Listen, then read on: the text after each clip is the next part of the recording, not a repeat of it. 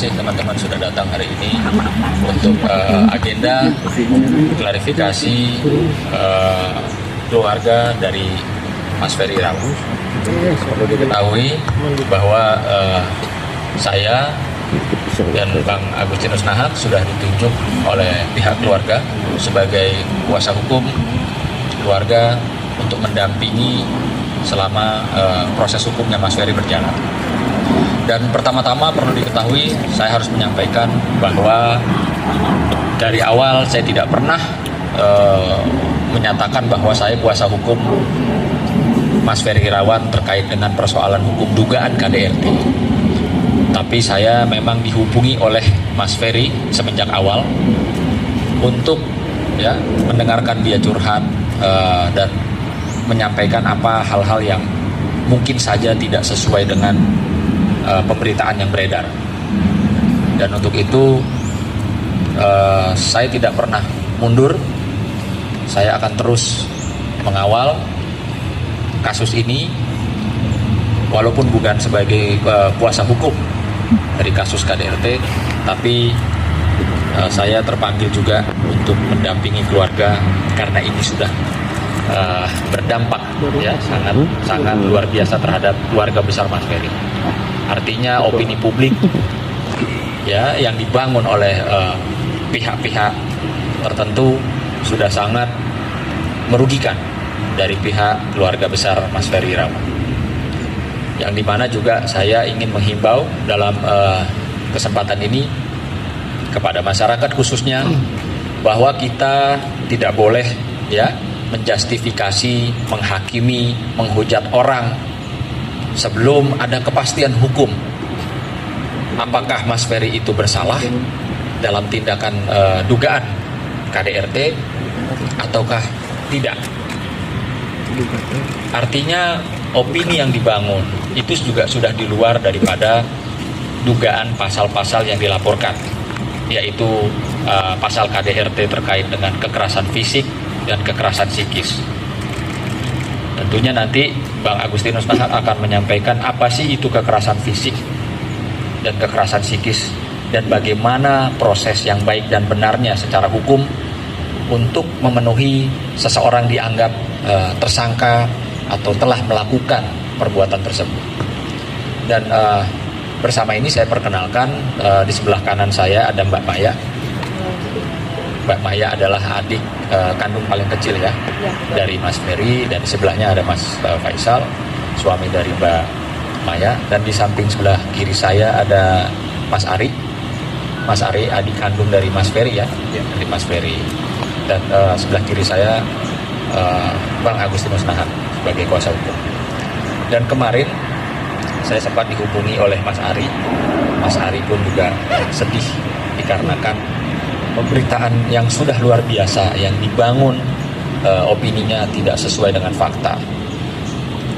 Tidak hanya dugaan KDRT, tapi juga masalah perekonomian rumah tangga yang sepatutnya selayaknya tidak dibicarakan terlebih dahulu kecuali dalam proses hukum perceraian atau gugatan perceraian. Nah, ini yang jelas-jelas kami sangat sayangkan bahwa ada pihak-pihak tertentu yang sengaja memblow up, yang sengaja ingin menjatuhkan, menghina, menghujat bahwa kawan saya atau kakak dari klien-klien saya ini adalah orang yang tidak produktif. Sementara kita harus tahu bahwa semenjak tahun 90-an Mas Ferry dan tahun 2000-an juga aktif dirinya produktif sebagai seorang selebriti. Lalu kenapa saat ini Mas Ferry dibangun opininya seolah-olah dia hanya lelaki yang tidak berguna, tidak berpenghasilan gitu loh. Tolong kalau Anda atau siapapun Anda yang mengatakan hal seperti itu, tolong dibuktikan terutama kalau Anda adalah seorang ahli hukum. Tolong buktikan apa yang Anda sampaikan bahwa kawan saya itu tidak memberikan nafkah kepada istrinya. tolong dijabarkan, dibuktikan secara hukum. Artinya jangan hanya bacot, membangun opini publik, merendahkan seseorang, ya, untuk meninggikan diri, untuk merasa dirinya seorang pahlawan. Kalau saya boleh jujur, saya sampai detik ini belum pernah dilaporkan KDRT oleh istri saya, oleh pacar saya, oleh selingkuhan saya, atau siapapun. Jadi dalam hal ini kita tidak usah melebar kemana-mana, ya. Kenapa? Kalau melebar kemana-mana membangun opini yang buruk terhadap seorang Ferry Irawan, ini berdampak kepada keluarganya secara psikis. Maka keluarga pada saat itu kemarin berkumpul, ya, lengkap ya Mbak, ya, dari kakak pertama, kedua, ketiga, keempat, sampai semua keluarga berkumpul karena ini sudah tidak bisa dibiarkan. Perlu diketahui, saya sangat-sangat prihatin bahwa akibat dari opini publik yang dibangun oleh pihak sana dan terus, ya, diteruskan oleh masyarakat, itu berdampak ibu kandung dari Mas Ferry itu mengalami pecah pembuluh darahnya, ya, di mata, ya Mbak, ya, mata sebelah kanan kemarin, sebelah sih kayaknya yang kiri juga udah mulai ada yang pecah juga di situ. Jadi waktu kejadian itu, saat mendengar pertama kali, memang ibu saya cukup shock ya saat itu, karena bagaimanapun namanya seorang ibu mendengar berita tersebut seperti ditimpa sesuatu yang besar. Dan saat itu juga ibu saya mencoba untuk berkomunikasi, namun tidak diangkat oleh pihak yang merasa menjadi korban. Dan saat itu berita-berita makin banyak bermunculan. Gak hanya ibu saya, dan saya pun mencoba untuk berkomunikasi dengan yang katanya itu korban. Namun tidak diangkat juga. Saya coba WA juga tidak ada respon, tapi WA-nya sudah dibaca. Saya saat itu bingung, ini kenapa? Apa yang terjadi atau apa yang sudah dilakukan? Saya pikir kalau namanya keributan itu pasti ada di setiap dalam rumah tangga. Hanya kita tuh terus berimajinasi, ini kenapa? Karena kita cuma dikirimkan sebuah foto. Lalu di situ saya cuma bisa menenangkan ibu saya. Saya nggak bisa bicara banyak. Saya cuma bilang, Mam, tolong tenangin. Kita ini juga nggak tahu apa-apa.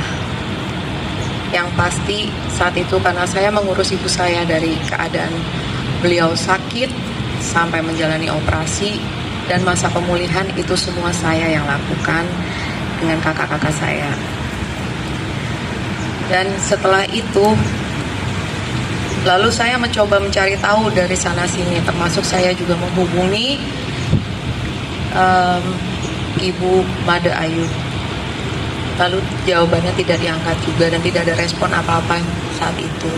Artinya pihak orang yang menjadi korban ataupun pihak keluarga korban itu seolah menutup diri gitu ya? Ya betul, kita sama sekali tidak ada komunikasi, dan lalu tahu-tahu sudah berada di kantor polisi. Otomatis ibu saya makin bingung, kenapa ini bisa sampai ke sana. Dan saking stresnya, banyak pertanyaan, mungkin juga akhirnya semua ngumpul di rumah saya saat itu, banyak kepenasaran, lalu mungkin stres, nggak bisa makan, nggak bisa tidur, sehingga menyebabkan pembuluh darahnya pecah. Ini ibu ya? Ibu langsung, ibu kandung, iya, yang tinggal di rumah saya saat ini. Namun saya sudah bilang, udah nggak usah dipikirin dulu, sekarang kita berobat dulu. Bagaimana kedepannya ini, kita nanti mudah-mudahan bisa berkomunikasi juga dengan Ferry-nya langsung. Dan alhamdulillah sejak saat itu kita ada komunikasi dengan kakak kami sendiri, tapi kakak kami pun belum bisa menjawab apa-apa seperti keadaannya shock. Maka itu saya juga bingung, makin bingung lagi nih, kenapa dua-duanya saya nggak bisa mendapatkan jawaban apapun dari sana sini. Yang saya dengar cuman ada laporan polisi dan sudah di kantor polisi, tiba-tiba tambah runyam, ya sudah. Jadi kita semua isinya pertanyaan aja. Demikian sejauh ini yang saya dapat sampaikan. Mbak Maya. Ya lumayan tinggi, namun alhamdulillah juga bantuan rumah sakit tersebut dan aparat di sana yang sungguh baik memperlakukan kakak saya.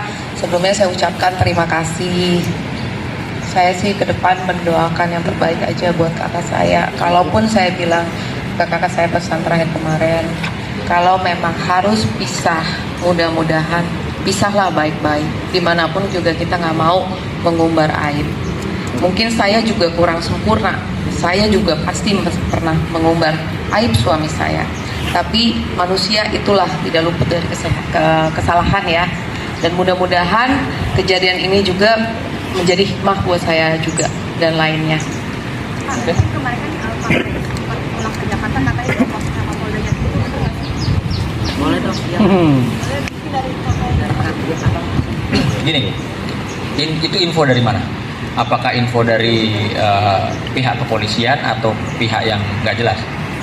Pihak Sebelah itu siapa? PH-nya bang, PH siapa? PH-nya PM. PH-nya siapa? PM. Nah, punya bukti nggak dia? Nah, jadi jangan bacot aja, gitu loh. Jangan cuma modal bacot, bangun opini publik, merendahkan orang. Kalau dia yang ngomong bahwa kawan saya Ferry itu diongkosin, suruh dia buktiin. Gampang kan? Kan katanya orang hukum, pakar hukum, harus bisa membuktikan dong apa yang diucapkan. Gitu loh ya. Jangan bangun-bangun opini terus, jangan bacot-bacot terus lah. Jadi sebenarnya gimana bang? Jadi sebenarnya gimana bang? Siapa yang bayarin? Yang sebenarnya saya kemarin sudah lihat. Oke, dan saya tidak perlu beberkan di sini. Saya sudah lihat yang sebenarnya. Tapi berarti bukan aparat ya bang? Ya sekarang begini, Mungkin aparatnya sahabatnya sendiri kali, sudah Bang. bicara belum? Kenapa bang? Aparatnya sudah bicara belum? Tidak ada. Misalnya apakah seorang kapolsek atau penyidik menyatakan kemarin Ferry saya ongkosin pulang, ada yang bicara nggak? Nggak ada. Ya kalau nggak ada yang bicara ya nggak usah diomongin kalau gitu. Tapi kalau saya pribadi, demi Allah demi Tuhan, saya sudah menyaksikan bahwa Mas Ferry pulang itu ke sini, ke Jakarta, ya ada uangnya. Tapi benar nggak bang kalau yang bayarin itu sahabatnya sendiri ternyata? Gimana? Sahabatnya sendiri, temennya, maksudnya temennya Ferry yang bayar bukan aparat. bukan Mungkin bisa diklarifikasi nggak? Itu kata siapa lagi? Kan ini aku nggak nanya, makanya tolong diklarifikasi. Iya, biasanya pertanyaan itu kan ada omongan yang lempar, yang bangun opini itu kan ada orangnya. Suruh dia yang buktiin aja, gitu loh. Kita dalam hari ini tuh adalah mengklarifikasi, ya tentunya sesuai dengan apa yang kita punya alat buktinya gitu. Jadi kalau yang memang pihak sana sampaikan, ya suruh mereka yang membuktikan. Gampang, gitu aja.